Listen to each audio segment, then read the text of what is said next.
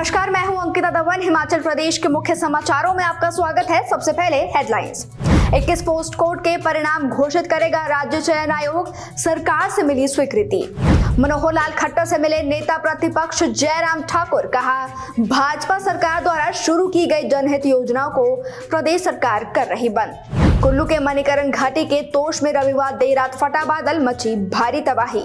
गुरुग्राम में विमान कंपनी दफ्तर में शिमला पुलिस की दबिश, विधायकों को हेलीकॉप्टर से ले जाने संबंधित मांगे सारे रिकॉर्ड। एशिया कप में उम्दा प्रदर्शन के बाद घर लौटी हिमाचल की बेटी रेणुका ठाकुर, हाटकोटी मंदिर में टेका माथा।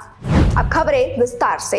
मुख्यमंत्री ठाकुर सुखविंदर सिंह सुक्खू ने मंगलवार को कहा है कि राज्य सरकार ने हिमाचल प्रदेश राज्य चयन आयोग को विभिन्न श्रेणियों के 21 पोस्ट कोड के परिणाम घोषित करने की स्वीकृति दे दी है।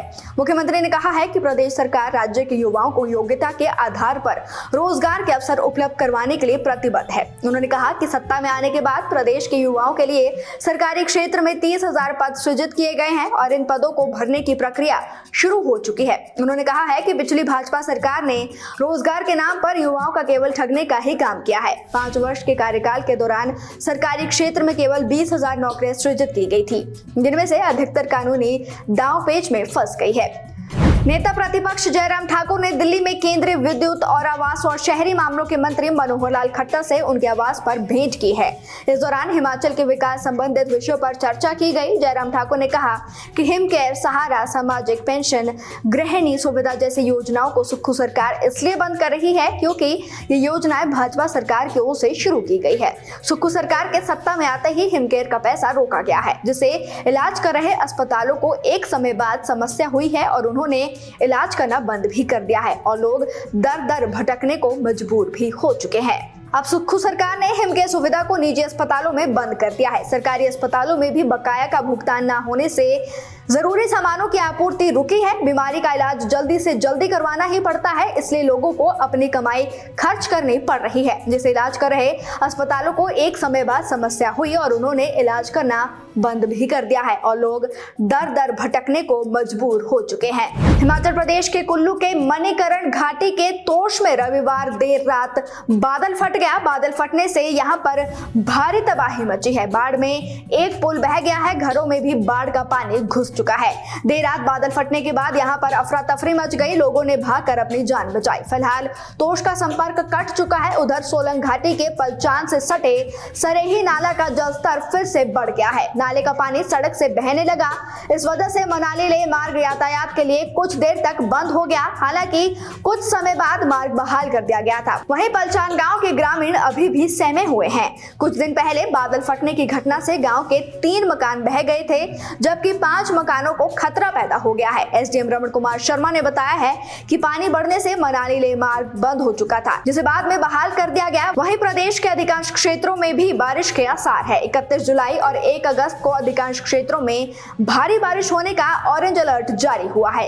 इस दौरान प्रदेश के 5 जिलों कुल्लू, सोलन, सिरमौर, शिमला, किन्नौर के कुछ क्षेत्रों में भूस्खलन और बाढ़ आने की चेतावनी भी जारी हुई है। हिमाचल प्रदेश में राज्यसभा चुनाव में सत्तारूढ़ कांग्रेस के खिलाफ वोट करने वाले 9 विधायकों को हवाई सेवाएं देने वाली हेलीकॉप्टर कंपनी तक जांच की आंच पहुंच चुकी है। बीते शाम शिमला पुलिस ने गुरुग्राम में हवाई सेवाएं देने वाली कंपनी के दफ्तर में दबिश दी और कंपनी से रिकॉर्ड भी मांगा। पुलिस ने यह कार्रवाई कोर्ट से मिले सर्च वारंट के आधार पर की है। इस कार्रवाई में शिमला पुलिस और हरियाणा पुलिस की मदद भी ली जा रही है। सूत्रों की माने तो आज भी पुलिस ने कंपनी दफ्तर जाकर पूछताछ की है और कुछ रिकॉर्ड भी मांगे हैं।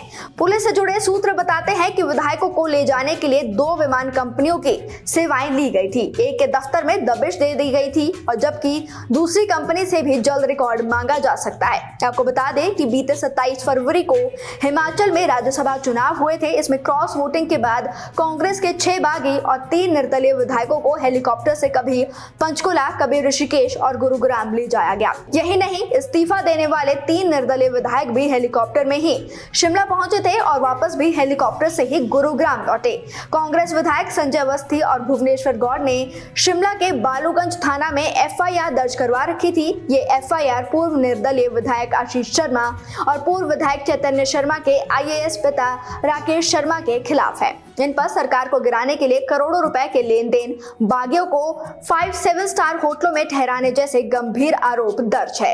एशिया कप में उम्दा प्रदर्शन करने के बाद भारतीय महिला क्रिकेट टीम की तेज गेंदबाज रेणुका ठाकुर मंगलवार को अपने घर पहुंची। रेणुका ने हाटकोटी मंदिर में भी माथा टेका। टीम इंडिया एशिया कप में उप विजेता रही है। फाइनल तक टीम इंडिया को पहुंचाने में तेज गेंदबाज रेणुका ठाकुर का अहम योगदान रहा है। एशिया कप के चलते रेणुका अपने भाई की शादी में भी नहीं पहुंच सकी थी। रेणुका ने कहा कि हिमाचल एक छोटा सा प्रदेश है, क्रिकेट में यहाँ की लड़कियां अच्छा प्रदर्शन कर रही है। उन्हें गर्व होता है कि छोटे से राज्य से खिलाड़ी राष्ट्रीय और अंतर्राष्ट्रीय स्तर पर अच्छा प्रदर्शन भी कर रहे हैं। आज के मुख्य समाचारों में फिलहाल इतना ही। बने रहिए नेशन स्पीक्स के साथ।